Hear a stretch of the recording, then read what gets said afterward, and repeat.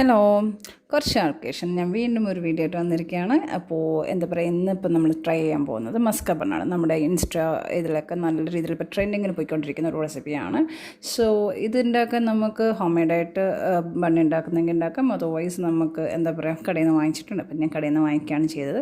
അപ്പോൾ അതിലേക്ക് ആദ്യമായിട്ട് നമ്മൾ എന്താക്കുക, ഒരു 100 ഗ്രാം ബട്ടർ എടുക്കുക. അത് റൂം ടെമ്പറേച്ചർ എടുക്കണം. അതാണ് ബെറ്റർ. ഞാൻ എടുത്തപ്പോൾ കുറച്ച് ഹാർഡായിപ്പോയി.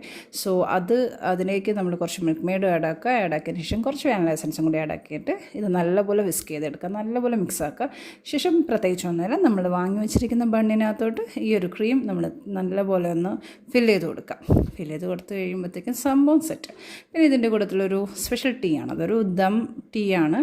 ആക്ച്വലി ആ ഒരു ടീയിൽ മുക്കി കഴിക്കുമ്പോഴാണ് ഇതിൻ്റെ ഒരു ടേസ്റ്റ് കറക്റ്റായിട്ട് നമുക്ക് കിട്ടുക. അതർവൈസ് നമ്മൾ നോർമൽ ചായയിലും കഴിക്കാം, കുഴപ്പമൊന്നുമില്ല, അല്ലാണ്ടും കഴിക്കാം. പക്ഷേ ആ ഒരു സെയിം ടീയിൽ മുക്കി കഴിക്കുമ്പോൾ നൈസായിരിക്കും.